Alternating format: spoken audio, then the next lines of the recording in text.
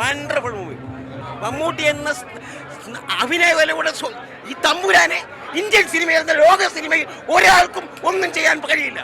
അഭിനയത്തിലൂടെ സാമ്രാട്ട്. പുറമാണെങ്കിൽ തന്നെ നമുക്കൊരു പേടി വന്നം. അതപ്പോൾ എങ്ങനെ ആവണം എന്ന് എനിക്കൊരു അറിയാനൊരു ആഗ്രഹം ഉണ്ടായിരുന്നു. ഇവിടെ വന്നപ്പോൾ നമ്മൾ ശരിക്കും ഞെട്ടും. ഒരു മമ്മൂട്ടിയായിട്ട് കാണാൻ പറ്റില്ല അവിടെ. ആ ഒരു ടിസ്റ്റൊക്കെ ഉണ്ട്. ഒരു ഇൻ്റർവെല്ല് കഴിയുമ്പോൾ മാറ്റവും ഒരു ഗതിമാറ്റവും എല്ലാം വേറെ ലെവലാണ്. നമുക്ക് അതിലാകെ പറയാനുള്ളത് സിദ്ധാർത്ഥ് ഭരതനും അർജുൻ അശോകനും മാത്രമാണ് മെയിനായിട്ട് ഒരു പ്രധാന ക്യാരക്ടേഴ്സായിട്ട് വരുന്നത്. അവരാണ് ശരിക്കും പടത്തിൻ്റെ ഒരു ഹീറോ. അവരുടെ ഒരു സർവൈവൽ അതാണ് പടത്തിൽ കാണിക്കുന്നത്.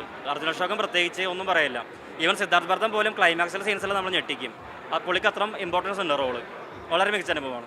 ഒരു കലിയുഗത്തിലെ ഭ്രമയുഗം എന്ന് തന്നെ പറയാം സിനിമയെ. ഒരു 35 വർഷങ്ങൾക്കിടവേളയ്ക്ക് ശേഷമാണ് ഒരു ബ്ലാക്ക് ആൻഡ് വൈറ്റ് സിനിമ പ്രേക്ഷകരിലേക്ക് എത്തുന്നത്. നല്ല രീതിയിൽ എക്സ്പീരിയൻസ് ചെയ്യേണ്ട സിനിമയാണ്. മമ്മൂക്കൻ്റെ തന്നെ അഭിനയ കരിയറിൽ തന്നെ ഒരു ഡ്രാക്കുള രീതിയിലാണ് പെർഫോമൻസ് ചെയ്തിരിക്കുന്നത്. ആദ്യമായിട്ടായിരിക്കും ആദ്യം മുതൽ അവസാനമായിട്ട് എൻഗേജിംഗ് ആയിട്ട് സീരിയസ് റോൾ ഇത്രയും കറക്റ്റായിട്ട് ചെയ്യാൻ മെഗാസ്റ്റാർ തന്നെ പറ്റുള്ളൂ. മെഗാസ്റ്റാറിൻ്റെ ഒരു കൊടുങ്കാറ്റ് അഭിനയം തന്നെ പറയാം.